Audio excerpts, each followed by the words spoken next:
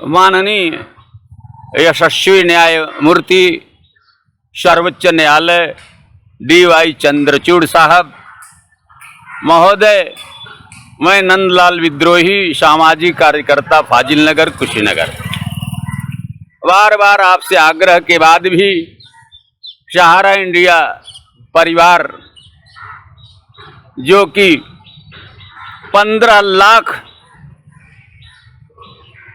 कार्यकर्ताओं का विश्व का विशालतम परिवार है और 13 करोड़ जमाकर्ता हैं, यानी लगभग 70% लोग सहारा इंडिया परिवार के भुगतान न होने से परिणाम भुगत रहे हैं।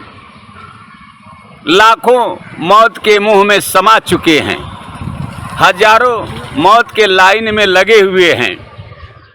महोदय, सरकार जनहित का सरोकार होता है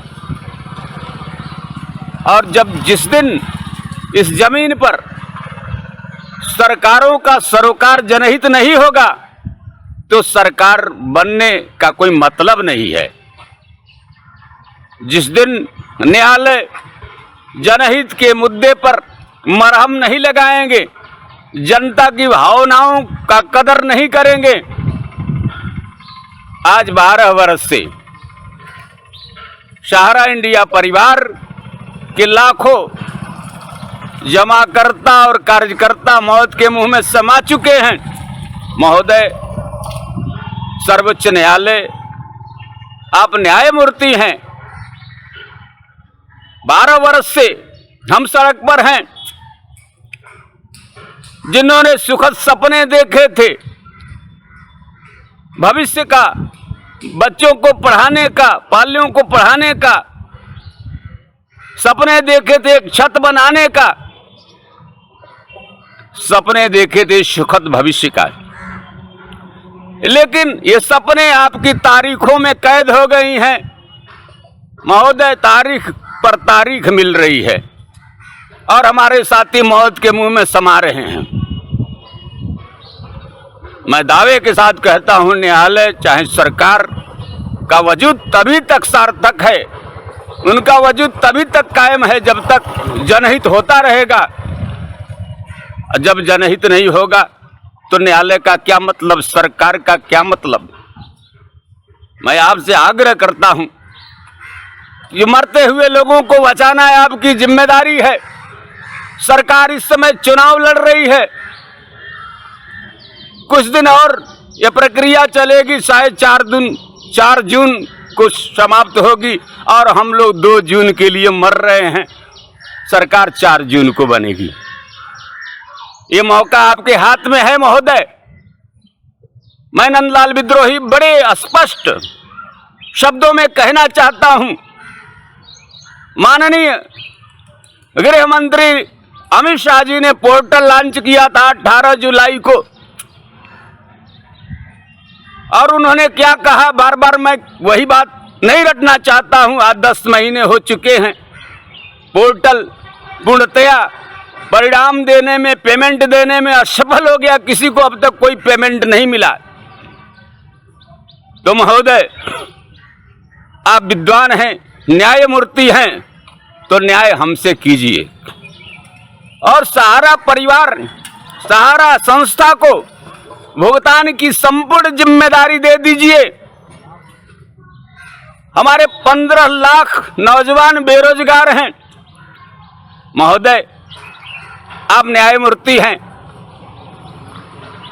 न्याय के सर्वोच्च आसन पर बैठे हैं, आपके खिलाफ कोई बोल नहीं सकता है, लेकिन मरने वाला तो बोलेगा। जब मर ही रहा है तो कुछ भी बोलेगा, क्योंकि मौत से बड़ी कोई सजा नहीं होती है।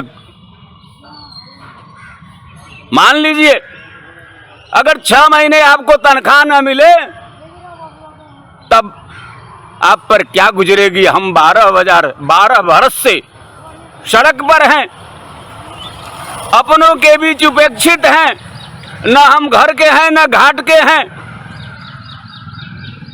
अजब हमारा ठाट बात है, न घर है न घाट है। आप हमारी पीड़ा को नहीं समझ सकते हैं?